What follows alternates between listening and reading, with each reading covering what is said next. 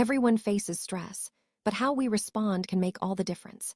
In this video, we'll explore the world of coping, what it means, why it matters, and how our choices shape our emotional well-being. Coping isn't just about surviving tough times, it's about managing our thoughts, emotions, and actions to handle life's challenges in a healthy way.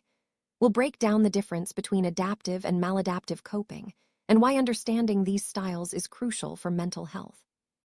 Let's start by defining coping and setting the stage for a deeper dive into strategies that can help or hinder our growth. Coping is the process of managing stress through our thoughts, emotions, and behaviors. It's how we respond to challenges, big or small. Adaptive coping helps us regulate emotions and build resilience, while maladaptive coping can make distress worse and damage relationships. Being aware of our coping style empowers us to choose healthier strategies and supports emotional recovery. In mental health education, learning about coping normalizes stress and shifts the focus to skill building, not self-blame. By understanding coping, we can better support ourselves and others in times of need. Adaptive coping strategies are healthy ways to deal with stress. They include problem-solving, seeking social support, and using emotional regulation techniques like mindfulness or deep breathing.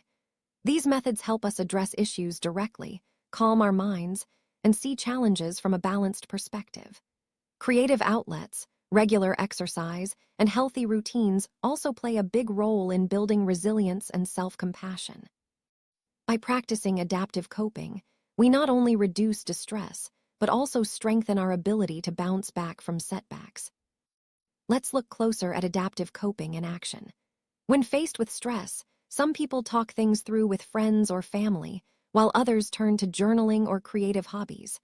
Mindfulness practices, like meditation or deep breathing, help calm the nervous system and keep us grounded in the present. Regular exercise and healthy routines are also powerful tools for managing stress. These strategies don't just help in the moment. They build long-term emotional strength and self-compassion, making it easier to handle future challenges. Maladaptive coping strategies might offer quick relief, but they often create bigger problems in the long run. Avoidance, denial, procrastination, and social withdrawal are common examples. These behaviors can increase anxiety and delay real solutions. Other maladaptive strategies, like substance misuse or emotional eating, distract us from stress, but can harm our health and relationships. Over time, relying on these methods leads to more stress, lower self-confidence, and poorer mental health. Recognizing these patterns is the first step toward change. Maladaptive coping can feel helpful in the moment, but it often leads to more distress and dysfunction. Avoiding problems or denying stress doesn't make challenges go away. It can actually make them worse. Behaviors like procrastination, social withdrawal, or compulsive activities may temporarily distract us, but they delay real solutions and can damage our well-being.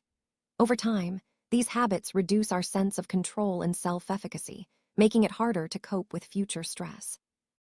Understanding these risks helps us make healthier choices. How can you tell if a coping strategy is adaptive or maladaptive? Here's a quick rule. Adaptive coping addresses problems directly and supports emotional health for the long term.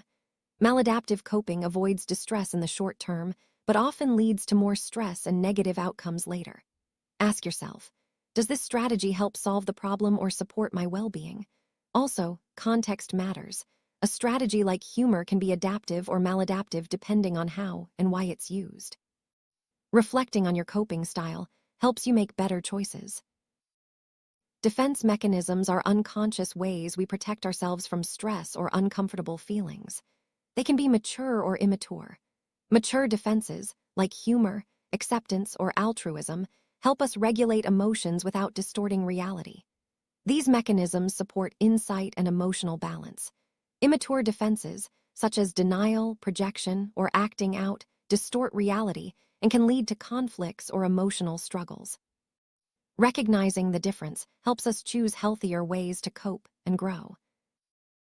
Putting healthy coping into practice starts with self-awareness. Notice your stress responses and intentionally choose adaptive strategies. Small actions, like deep breathing, taking a walk, or reaching out for support, can shift your emotional state and reduce stress. Building healthy habits around sleep, nutrition, exercise, and time management creates a strong foundation for resilience. And remember, seeking professional support, like counseling, can provide guidance and strengthen your ability to cope with life's challenges. With practice, healthy coping becomes second nature.